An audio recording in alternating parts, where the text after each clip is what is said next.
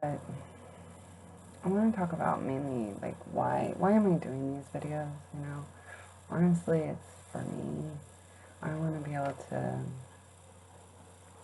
of see if I can like really make myself look younger, um, transform my my personality, not my personality, but well, maybe just I'm trying to transform myself. I'm trying to transform the way I think and how I live, and I've always lived a pretty healthy life, so it's really about the mindset a lot, um, not caring what people think, just being my authentic self and being okay with that, the oddness, the weirdness, the quirkiness, the silliness, the liking things maybe a 50-year-old should like, 52-year-old shouldn't like. Like, I want to learn to do hip hop. I like crazy music like Dance Monkey. I'm not like the ideal Christian. I don't know. But I just so tired of trying to be something for somebody else, and I just want to be like really like figure out who I am, and I feel like I've kind of lost that, and I want to explore and just figure out what I really want and like in life. So I want to see over the next few months, you know, the change. So I can go back and look. But also, like, I do hope, like, one day to go into nutritional and life coaching type things because I'm very passionate about health and I've lived it since my kids.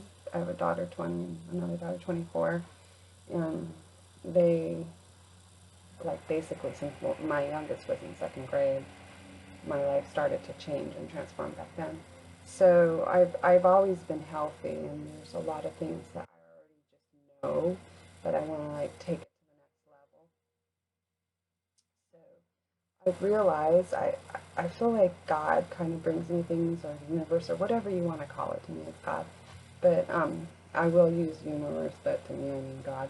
But I have realized that the one thing that I need to work on is sleep. And I was watching this interview with Sean Stevenson, and he's written a book, so I'm going to order it, and I'm going to try and start changing some habits.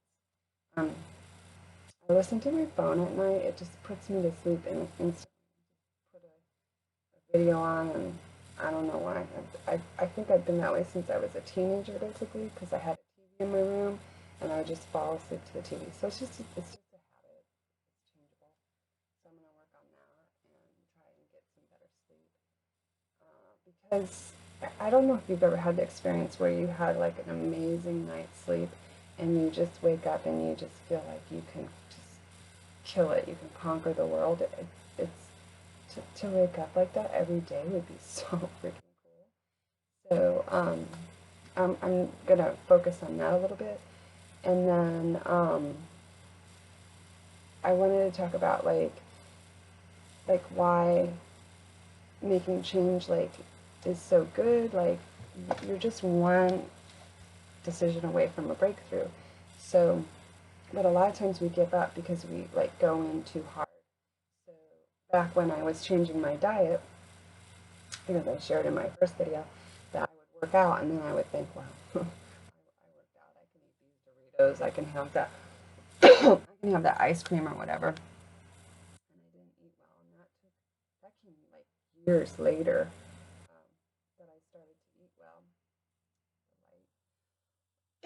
well. So, anyways, when I well, I use exercise as my way of like fixing problems in my gut or whatever. But it became really clear that that was just wasn't going to work anymore. It was kind of scary because there I am in my 20s, and and then so I'm waking up in the middle of the night with pain, and well,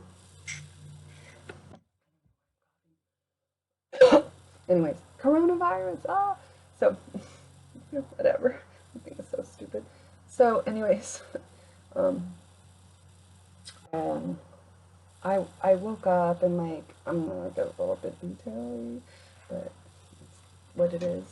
Um, my stool was like really pencil thin. I would have really bad pain. I would have trouble eating, and I would almost feel like I was always like hungry. I would have to nibble on crackers or something like that. And I have the family history. My grandmother on my mom's side died from colon cancer, and so I was like a little nervous, and I went to an internal medicinist, and they run all the tests because when I was in the Navy, I ended up when I was in boot camp basically. Boot camp is 2 months. I was there 5. I'm special. So, but it was medical. So a month in, I had to go to the hospital for a month because I was bleeding internally. And I think what happened was the diets in the military is like crazy high carbs. I mean, they're giving you soda and potatoes, and then you got to eat fast. The only thing I remember from this lecture, every meal we sat down was that they would say, you have 20 minutes and 20 minutes only to eat your fine Navy chow. So it was rushed, and it wasn't the healthiest food, but it was the food that gave you a lot of energy to do all the running and walking and marching and drills and everything you had to do. But it didn't work for me. And I got very sick and ended up in the hospital for a month. And so something happened that I really don't, maybe someday I'll share, but I'm not going to share now. But um, it, what do I want to say? I got moved out of that hospital very quickly after this incident. And um, I was young. I'm 18, but I think I was very immature and very inexperienced in the world, especially with men. I had like one kind of boyfriend in high school, and I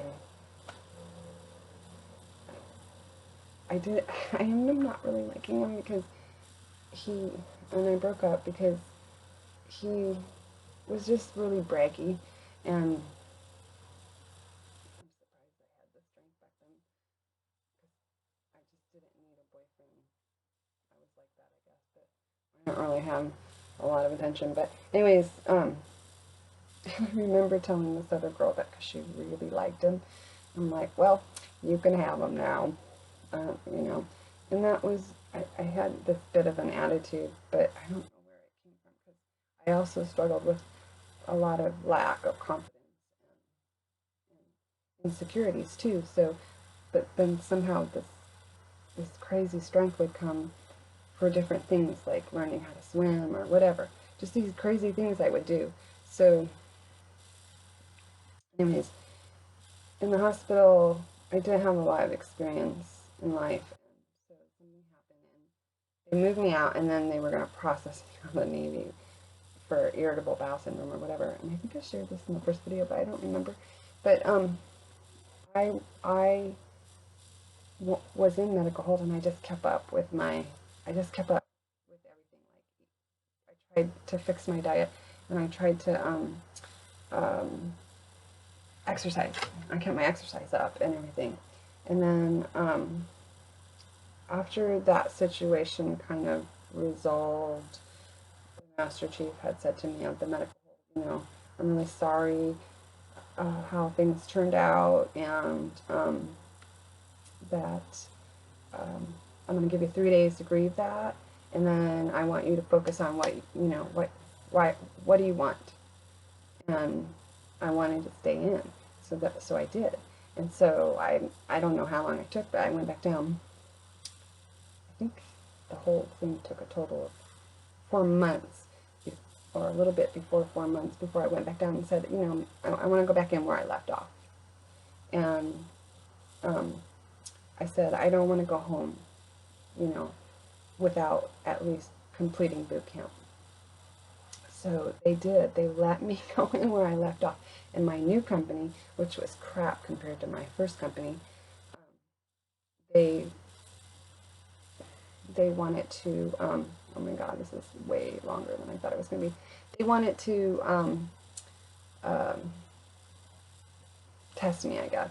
So they pulled me in with the leadership and exercised the crap out of me to welcome me into the company.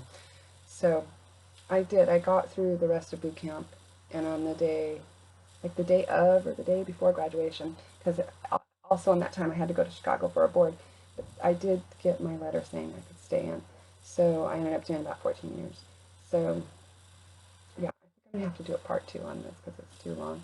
And I try to keep my videos at 10 and I'm already over. But so yeah, I did. I stayed in for 14 years and I got out when I was pregnant with my second child. Because my husband was in at the time, and you really have to like sign over who's going to watch your kids. And my thought was, hey, I brought these kids into the world. I'm going to watch them. I'm going to take care of them. So let's end things here, and I'll do a part 2, and I'll finish up